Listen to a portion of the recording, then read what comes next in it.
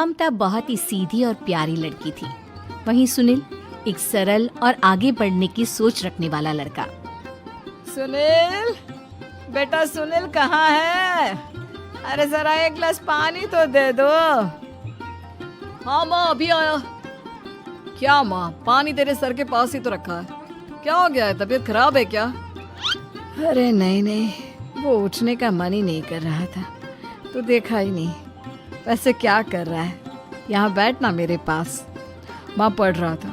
वो क्या है ना, नौकरी में तो वक्त नहीं मिलता, अब ऑफिस से घर आकर ही तो वक्त मिलता है।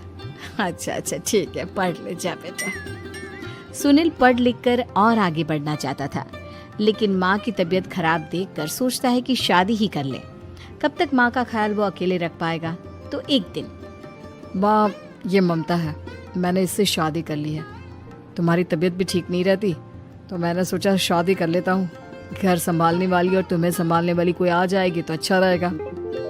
माँ अचानक से सामने बहू देखकर हैरान रह जाती है। बेटा ये क्या बात होती है? न बैंड, न बाजा, न दहेज, न शगुन, ऐसे कैसे बहू आ गई? माँ तू तो जानती है, मैं नौकरी के साथ पढ़ाई कर रहा हूँ, तो कहाँ से इतना पैसा बचा पाता कि धूमधाम से शादी करता। वैसे भी माँ, लोग तो आकर खाकर निकल जाएंगे, इसलिए बस वैसे ही। माँ जी, मैं आपका ख्याल रखूंगी। वैसे भी ये आगे की पढ़ाई कर रहे हैं, अच्छा कुछ कर गए तो सबके दिन फिर से अच्छे आ जाएंगे। सास को ममता की बात ठीक तो लगती है, लेकिन मन में कहीं ना कहीं लगता है कि कहीं बहू बेटे को लेकर फुर्र ना हो जाए और फिर तो वो रह जाएगी अकेली। बेटा देख, मेरा जो कुछ भी है वो सुनील ही है, और सुनील का भी अब इस दुनिया में मैं ही हूँ और कोई नहीं। क्या सुनील? बिल्कुल माँ, लेकिन आज से ममता भी मेरे जीवन का अहम हिस्सा है, जैसे तू है। सास को बड़ा बुरा लगता है कि उसकी सल्तनत में कोई और हिस्सेदार कैसे हो सकता है। कैसे कोई और उसके 30 साल के बेटे की जिंदगी में अचानक से आकर बराबर का हिस्सेदार बन सकता है। देख बहू, मैं भले थोड़ा बीमार रहती हूँ, लेकिन इसका मतलब यह नहीं कि घर की चीजों में मेरा कंट्रोल खत्म हो गया है। मैं आज भी इस घर की रानी हूँ, समझी? बेटा सोचता है कि ये माँ को अचानक से क्या हो गया। कल तक जो माँ कहती थी कि जिंदगी का कोई भरोसा नहीं, वो अचानक से जंग के मैदान की झांसी की रानी कैसे बन गई?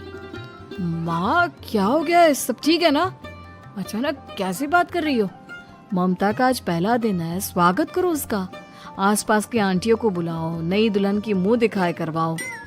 खैर, सास होने का फर्ज निभाती है और बाद में एक सहेली के साथ बाहर निकल जाती है। क्यों नहीं बताया नहीं कि बेटे का ब्याह कर रही हो? वैसे तो सारा दिन हम ही में घुसी रहती हो। अरे मुझे भी तो अभी पता चला, यूं अचानक सर पर लेकर आ गया। कहता है बहू है माँ तुम्हारी। अब इसको भी इतना ही मैं प्यार करता हूँ जितना तुझे करता हूँ। लो जी, ये क्या बात हो गई? क्यों इतना प्यार करता है? अरे माँ का प्यार तो ज्यादा होता है। अब उसको तो कोई दूसरा पति मिल सकता है, लेकिन तुम ही बताओ, क्या माँ की ममता किसी और की हो सकती है? ना जी ना, बेटे को समझाओ ये बात। अरे क्या समझाऊं, मुझे तो खुद ही समझ में नहीं आ रहा कि क्या हो रहा है। जो बेटा कल तक माँ माँ करता था, अचानक से बीवी बीवी का राग आलाप रहा है। देखा, उसकी बीवी ना सुंदर और जवान है।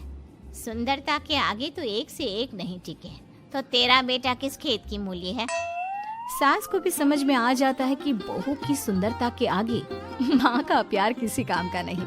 उधर बीवी, ए जी, अम्मा जी सहेलियों को छोड़ने गई थी, अभी तक आई नहीं, हम देख आए क्या? अरे रहने दो ना, आ जाएंगी। कहाँ जाएगी, उनकी आदत है। एक बार जाती है तो पूरी पंचायत खत्म करके ही आती है। अच्छा ही है, खाना वाना खा कर गई होगी। छोड़ो ना, घूमेगी तो खाना पचेगा, नहीं तो ऐसे ही खाट पकड़ लेगी। बहू भी शांत हो जाती है। उधर सास सोचती है कि आज थोड़ा देर से ही घर जाती हूँ, जब बेटा परेशान होकर ढूंढेगा तब मजा आएगा। बीवी को खुद ही पता चल जाएगा कि माँ के आगे उसकी दाल नहीं गलेगी। लेकिन वहीं दूसरी ओर घर पर, ए जी, माँ जी अभी भी नहीं आई। हमको तो घबराहट हो रही है कि क्या करें, जाकर पता करें किसी के घर। अच्छा, कहाँ जाओगी ये भी बता दो। पहला दिन है तुम्हारा इस घर में और एक ही दिन में मोहल्ला छानोगी क्या? हाँ, तो आप भी तो नहीं जा रहे हैं ना, हमको फिक्र हो रही है।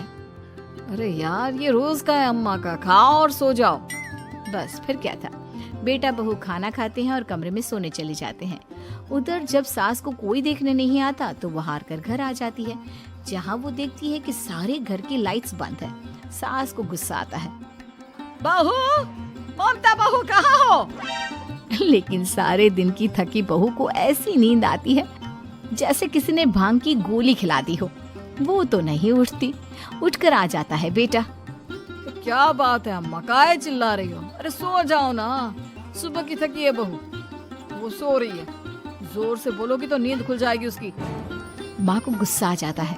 फिलहाल तो सो जाती है, लेकिन मन ही मन ढेर सारा जहर बहू के लिए भरा होता है।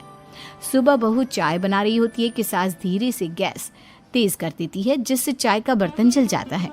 और जैसे ही बहू चाय का बर्तन उठाती है उसका हाथ जल जाता है। मेरा हाथ जल गया। वो जोर जोर से चिल्लाकर इधर उधर भागती है कि सास थोड़ी देर में उसके हाथ में पानी डाल देती है। हाय रे बहू, क्या कर रही हो? पहली बार रसोई छुई हो क्या? सासू माँ गलती से गैस तेज रह गई थी और बर्तन जल गया, जिससे मेरा हाथ जल गया। हाय रे, कितना गंदा दाग। छी छी छी छी, मुझे तो उल्टी आ रही है तेरा गला हुआ मांस देखकर। तू ना मुझे अभी साथ से खाना मत लगाना।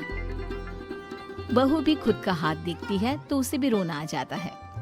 कुछ दिनों के बाद सास की सहेली आती है। बहू चाय बनाकर लाती है। उसके जाने के बाद सहेली कहती है, बहू की सुंदरता ऐसी है कि कोई भी दीवाना हो जाए। वैसे तेरे बेटे का क्या हाल है? अरे वैसा ही है, बहू के पीछे लट्टू। क्या करूं, कुछ समझ में नहीं आ रहा। मैंने तो बहू के चेहरे पर दिवाली के पटाखे की चक्री फेंक दी, उसका पूरा चेहरा जल गया। अब देखो ना रही सुंदरता, और ना ही अब मेरा बेटा उसे पूछता है। अरे अब तो वो उसे छोड़कर दूसरी भी देखने को बोल गया है मुझे। बहू सारी बात सुन रही होती है।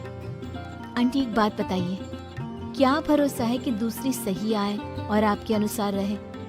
देखिए आंटी, मेरी सासू माँ को गलत बात सिखाने की जरूरत नहीं है। हमारा परिवार साथ में खुशी से रह रहा है। देख बहू, मेरी सहेली की बेइज्जती ना कर, वही अच्छा रहेगा तेरे लिए, समझी? बहू नहीं मानती है। वो बार बार उनकी सहेली को घर से निकल जाने को कहती है।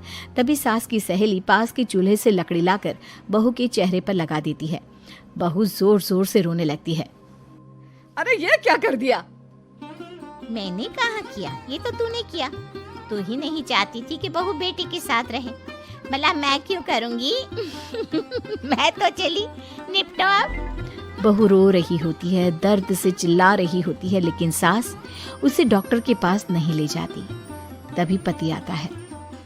क्या हो गया ममता? ये दाग कैसे लगा? कैसे जली? ममता कुछ नहीं कहती, बस दर्द से करा रही होती है। पति माँ की तरफ देखता है। हो ना हो माँ, ये पक्का आपका काम है। आप ही ममता से जला करती थी ना। देखना माँ, अब पुलिस आएगी, केस बनेगा, लेकिन पहले मैं ममता को अस्पताल लेकर जा रहा हूँ। सभी अस्पताल जाते हैं, जहाँ डॉक्टर ममता की सास से कहते हैं, आपने तो नहीं जलाया ना बहू को? अब ममता की सास के तो पसीने छूट रहे होते हैं। वो घबरा कर कहती है, ना ना डॉक्टर साहब, कैसी बात करते हैं? हम क्या जलाएंगे अपनी बहू को? डॉक्टर ममता के पति से पूछते हैं, देखिए, क्योंकि ये ससुराल में जली है तो मामला पुलिस का बनता है, तो आप पहले पुलिस को बुलाइए, तभी इलाज पूरा होगा। सास डर जाती है कि अब तो बच्ची जिंदगी जेल में ही रहना होगा। रहने दीजिए ना, पुलिस को क्यों बुलाना? सारी हंसी खत्म हो जाएगी जब पुलिस के डंडे पड़ेंगे। बहू को जलाना भले ही बहुत आसान हो, लेकिन उसके बाद सारी जिंदगी जेल की हवा खाना। सास डर जाती है। पुलिस आती है। पास लेटी दर्द से करा रही ममता स्टेटमेंट देती है। तो क्या हुआ था? कैसे जली आप? ममता पास खड़ी सास को देखती है। बेटी बताओ, कैसे जल गई तुम? ओए, काका का किरण वाली शाहरुख, चुप, बिल्कुल चुप। सास चुप। सभी इंतजार करते हैं कि ममता क्या बोलेगी। जी मैं खाना बना रही थी, लकड़ी उड़कर मेरे ऊपर गिर गई और मैं जल गई। सास बहू की बात सुनकर रोने लगती है। देखा माँ, कितनी समझदार है ममता। ये चाहती तो, हाँ बेटा, ये चाहती तो मैं आज जेल में होती। मुझे माफ कर दे, मैं आगे से अभी कभी ऐसा नहीं करूंगी। बहू के साथ मिलकर रहूंगी, मुझे माफ कर दे।